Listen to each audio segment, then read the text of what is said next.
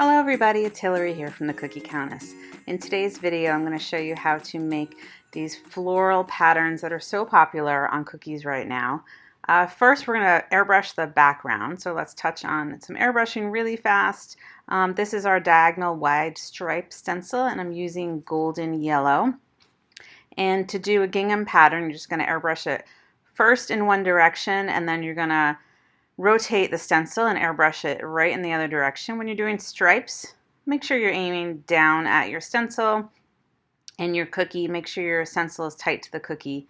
And if you need to, you can always use a thingamajiggy or a boo-boo stick or a chopstick or something to kind of hold down one at the stripe as you work on it. But go stripe by stripe and you'll get a nice, clean, summery, springy gingham pattern like this. To start doing the flowers, I'm going to anchor one flower in the middle, and you can see I've got my cookie propped up on the little mini turntables that we sell. This is going to help you as you move around the cookie. And I'm going to show you the tips we're using. So for the purple, I'm using a closed star tip. This is tip number 25, and all the tips are ones that we've just added to the website. They're by Atico. And to make these swirl roses, all you need to do is kind of start in the middle and then give yourself something to swirl around. Now the coral color here, like the first one I used, this is the same. This is tip number 18. This is an open star tip. And we sell a few different sizes of this same style. The next one I'm going to use is a 17. You'll see the difference. Generally, the higher the number, the bigger the opening. And you can also pipe these little stars or little flower buds, however you want to look at it. And you'll see the difference here between the closed star and the open star if you look closely when I just pipe it straight down.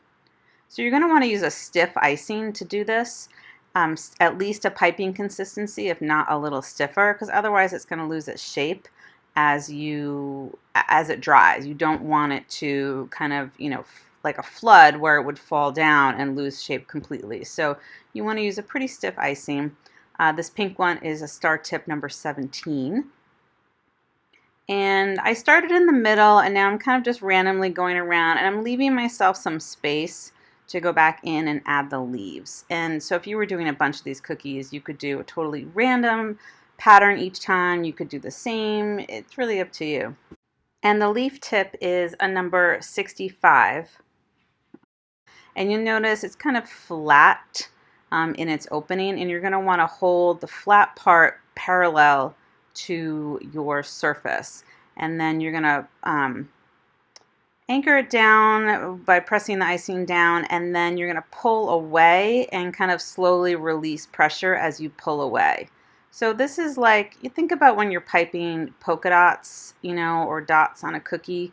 You're going to hold your tip in one place, and then as you pull up, you're going to stop using pressure, or like when you get to the end of piping a straight line. Same idea with these kind of tips. If you keep the pressure going, you're going to end up pulling that design like all the way up with you, if that makes any sense at all. But practice makes perfect on these, or also know it doesn't have to be perfect. The beautiful part of flowers is that they all look different, so don't sweat the small stuff. But you can see I'm just going around adding some leaves where it seems like they need a little bit of greenery. This is a really fun cookie to make. It's like arranging a flower bouquet. And the colors I'm using here are all from Artisan Accents, and I'll list them below, and I'll list the tips below. So I hope you enjoyed this tutorial and you'll make some flower cookies this spring. Bye-bye.